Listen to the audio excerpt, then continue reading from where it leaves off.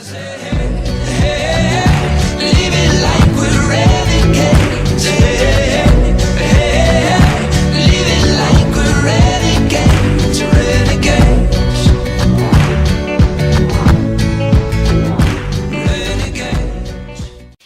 tout le monde, aujourd'hui je reviens dans cette nouvelle vidéo, donc ce sera une vidéo pour vous présenter mes auteurs, les auteurs qui m'ont marqué, donc mes auteurs préférés. Après les livres en eux-mêmes que je vais vous montrer, ce ne sont pas forcément des coups de cœur pour certains, mais en tout cas j'ai quand même aimé le livre, mais ce ne sont pas des coups de cœur. Et en fait, donc je fais cette vidéo parce que moi je trouve que la plume de l'auteur c'est vraiment important dans un livre, ça peut tout changer. Et c'est pas forcément que la plume, c'est aussi les touches personnelles qu'un auteur peut apporter dans son livre. Et puis voilà. Par contre, je prends pas du tout en compte l'histoire, etc. Je vais peut-être pas vous raconter le synopsis. Et de plus, cette vidéo me servira pour vous montrer un petit peu des livres que je montre pas forcément tout le temps. C'est pas des livres que j'ai lus très récemment pour la plupart. Donc bref, moi je vais commencer tout de suite. J'espère que la vidéo va vous plaire. Donc j'ai pas fait de classement parce que je trouve ça un petit peu, enfin pas très intéressant pour ce genre de classement sur les auteurs, je trouve ça pas super. Donc en premier nous avons Marilu de la saga Legend. Donc là c'est édité chez Le Livre de Poche. Je vous en parle tout le temps en ce moment, il faut vraiment que j'arrête. La raison pourquoi j'ai autant aimé ces livres là, c'est pas l'écriture. Je trouve que Marilu a un don mais de malade pour nous retranscrire les émotions que les personnages ressentent. Alors en sachant qu'on a vraiment des personnages très différents et je dirais pas caricaturaux, mais enfin vous voyez c'est des émotions concrètes et différentes. Donc vous avez June qui est très glaciale, qui est pas très drôle, qui est assez, voilà, elle est assez dure avec les autres et même avec elle-même parfois. C'est pas une personne super sympa, même si au fond voilà, elle a un cœur et tout ça, mais bon, on l'a élevée comme ça, c'est la République. Et nous avons Day, il est touchant, voilà, il est touchant, il a un cœur, il est toujours là pour les autres. Va y avoir, comment elle s'appelle, Tessa, il me semble, Tessa, je sais plus, Tess. Donc voilà, il va venir, il va l'accueillir, il va prendre soin d'elle, il est généreux, il est pas du tout égoïste, alors que June c'est plutôt un peu le contraire. Et c'est difficile en fait du coup de se mettre dans leur tête, et vu qu'on alterne en plus les chapitres, je trouve que c'est vraiment un travail de fou. Et vraiment elle a une écriture qui est très fluide, addictive, pas du tout lourde, donc ça j'adore parce que moi, je sais pas si vous savez, mais moi je déteste. La raison pourquoi je déteste les classiques, etc. en général, hein, je dis pas tout le monde dans le même panier, mais en général c'est vrai que c'est une écriture assez lourde, pas très fluide et beaucoup de descriptions. Et voilà aussi pourquoi j'ai un petit peu du mal à me lancer dans la fantasy, c'est à cause des descriptions. Je vous conseille cette saga si je l'ai pas encore assez dit, c'est un gros coup de cœur. Mais après, ouais, Marilu, je voudrais vraiment lire son livre Young Adult. Ouais, je voudrais vraiment lire son livre Young Elite. Il faut vraiment que je me le procure, mais voilà, ça sera fait bientôt. Ensuite, donc nous avons Jean-Claude Mourleva avec Le Combat d'hiver. Et il est génial, il est vraiment génial. Jean-Claude Mourleva, je suis admiratrice de lui, donc c'est édité chez Pôle Fiction. Mais j'aime bien les termes qu'il développe dans ses livres, et notamment dans celui-ci, parce que voilà, il critique la population d'aujourd'hui dans un autre monde. Donc voilà, bon ça parfois en dystopie en général on le fait, mais il le fait vraiment très bien. Pareil, développer ses personnages, il le fait merveilleusement bien. Et bah voilà, j'ai adoré, la plume de cet auteur c'est vraiment une merveille. Pareil, c'est fluide, c'est bien construit, il y a des belles tournures de phrases quand même. Voilà, parce que bon, Marilu, si c'est pas moche, mais bon, voilà, là c'est un auteur français donc c'est un peu plus facile je pense. Donc c'est génial, je l'adore, vraiment. Jean-Claude Mourleva, si vous n'avez pas lu de livre de cet auteur, allez-y parce que ce livre m'a juste bouleversée. Voilà, surtout celui-là, lisez-le. Donc ensuite nous avons Samantha Bailey avec Ce qui nous lie. Alors Samantha Bailey, c'était mon coup de cœur, c'est un peu le livre qui m'a poussé à aller sur Booktube. Ouais, il me semble. J'ai adoré ce livre-là. Et donc j'ai les stagiaires. Alors il est juste ici. Donc voilà, j'ai les stagiaires. Donc Samantha Bailey, donc Ce qui nous lie, j'ai vraiment adoré. Donc l'écriture, pareil, hyper fluide. Ce que j'ai adoré dans ce livre-là, et je l'avais vu nulle part ailleurs.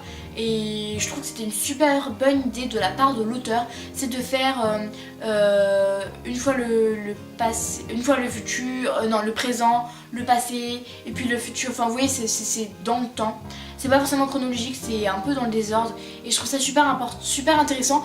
Mais objection, c'est pas on a tout le temps des flashbacks dans le passé.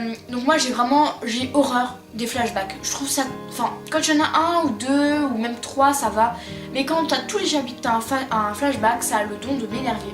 Sauf que là c'est pas vraiment des flashbacks, mais on retourne sur sa vie dans le passé, mais on retourne aussi, c'est pas tout le temps, c'est bien fait, déjà c'est bien fait, et on va dans le futur parfois. Et ça je trouve ça hyper intéressant. C'est quelque chose que j'avais jamais vu dans un livre. C'est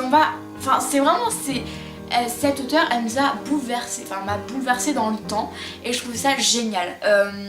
Faudrait vraiment que je le relise parce que je m'en souviens plus trop, même de l'histoire je m'en souviens plus beaucoup, mais je sais que c'était un gros coup de cœur, et même quand je reparle, je sais que ça m'a fait du bien de le lire, et en plus c'était une de mes premières lectures de Booktube.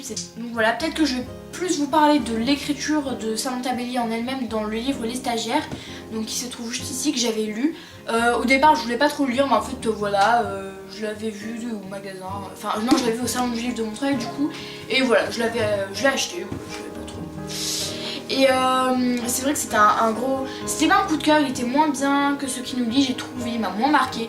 Donc là, ce que j'ai vraiment aimé, et on le voit surtout dans ce livre là, un petit peu dans Ce qui nous lie, mais bon surtout, c'est qu'en fait Samantha Bailey, elle réussit à mettre un peu de jeunesse, enfin je sais pas si vous voyez, mais elle réussit à mettre des mails. Oui, elle inclut des mails, des messages, et vous voyez il y a un peu un code, c'est à dire que les messages c'est écrit comme ça, puis les mails c'est écrit, on voit bien qu'il y a écrit écrire à machin, envoyer de à, vous avez vraiment tout ça, et je trouve que ça apporte une touche de jeunesse, enfin de modernité on va dire, vraiment génial. Et c'est moderne, mais en même temps ça fait pas brouillon, ça fait pas ah c'est mal écrit, c'était pour faire vite fait, ça ressemble, il y a trop de dialogue, etc. Non, ça fait pas du tout ça, et je trouve que c'est génialissime, c'est hyper astucieux, et hyper ingénieux de sa part. Moi j'ai pas vu ça souvent, et c'est très bien fait, donc voilà, c'est génial, lisez-le. Donc commencez je pense par Ce qui nous lie, et puis aller vers Les Stagiaires après, ce sont des merveilleux livres. Ensuite, donc nous avons Loïs Levry et Le Passeur. Alors là, je ne saurais pas vraiment vous dire pourquoi j'ai aimé cette écriture-là. Donc j'ai un autre livre d'elle dans ma palle. C'est vrai que je sais pas, elle m'a fait quelque chose, je trouvais que voilà, elle décrivait les émotions très bien. Voilà, dans son écriture il y a la réflexion, et ça m'a beaucoup plu. C'est pas juste lire pour lire une histoire et puis nous faire passer un bon moment. Certes, ça c'est ce que je recherche sur un livre, mais ce livre-là a un truc en plus, c'est qu'il nous apporte de la réflexion. Mais ça vient aussi de l'univers et tout ça, mais l'auteur, c'est tellement bien l'amener dans ses mots que c'est clair que voilà, c'est flagrant, et il est vraiment génial. Et moi aussi quelque chose qui m'a marqué, bon c'est peut-être pas forcément par rapport à l'auteur ou quoi, mais ce livre il a été écrit il y a assez longtemps, et bon je sais plus, mais dans les années 1950 je crois, faut pas vous dire de bêtises, mais il a été écrit il y a assez longtemps, et je me suis dit mais une auteure d'aussi longtemps, enfin qui date d'aussi longtemps, a écrit un livre comme ça, a eu ces réflexions, a eu ces pensées là qui sont assez innovantes. Enfin, moi je trouve que c'est pas du tout vieux jeu ou ancien. Donc ensuite là nous allons rentrer dans la base des bases. Après je vais mettre une petite parenthèse dans ce livre que je vais vous présenter là. Donc il s'agit de Nos étoiles contraires de John Green. Alors je vais vous expliquer un truc. En fait quand je l'ai lu, donc moi je l'ai lu en 2014, non même avant, 2013, rentrée, en fait c'était en septembre 2013, donc dans ma rentrée de 6ème, je m'en souviens, et en fait pour moi je ne connaissais pas du tout le genre jeunesse, à part des livres un peu vraiment très jeunesse, mais je connaissais pas le milieu adolescent. Et quand j'ai commencé ce livre-là, c'est-à-dire que je connaissais pas du tout l'écriture un peu pour les grands. Vous voyez, je connaissais pas ce genre d'écriture, je connaissais que le truc pour les enfants. Et même ce qu'on nous faisait lire en 6ème, ça me plaisait pas du tout parce que c'était que des trucs pour les enfants et moi ça me saoulait. Donc c'est pour ça que j'ai fait un cran au-dessus.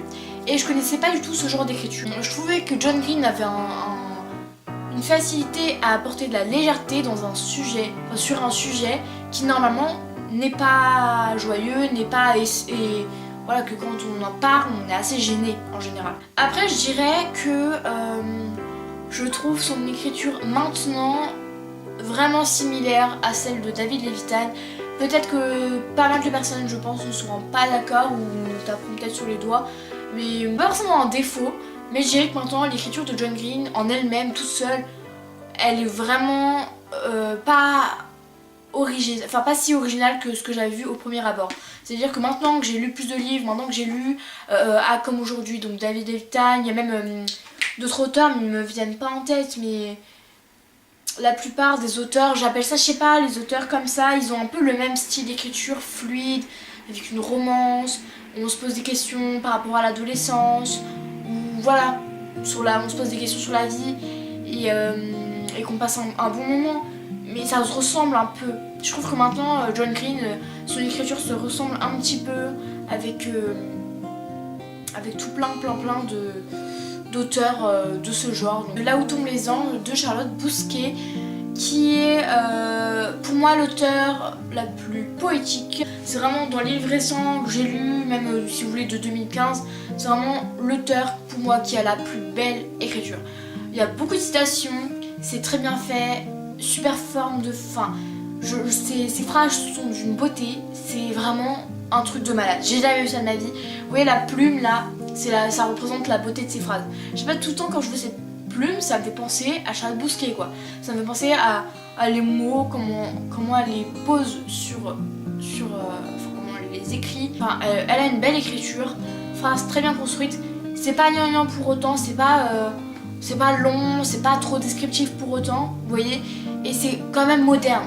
Voilà, moi j'adore cette notion de contraste. Et ça fait vraiment, ça fait super, j'adore les contrastes. Et pareil, dans son écriture, il y a une notion, oui, de belles phrases, de super belles citations, parfois qui fait réfléchir, un peu compliqué, un peu complexe. Et il y a aussi une notion de simplicité, de modernité, de fluidité. Et voilà, voilà.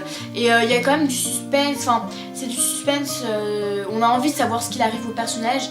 Et elle sait très bien le faire, sans que ça soit trop pour autant, sans que, voilà, ça me donne trop, c'est juste dosé, c'est parfait. Voilà, ce livre, c'est une pure douceur, c'est tout ce qui est bien dans un livre et dedans, au niveau de l'écriture. Parce que voilà, il y a 2-3 trucs qui m'avaient dérangé au niveau de l'histoire, mais l'écriture en elle-même, il y a tout, c'est tout plein de merveilles.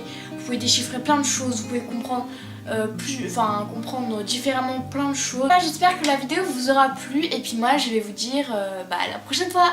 Bisous.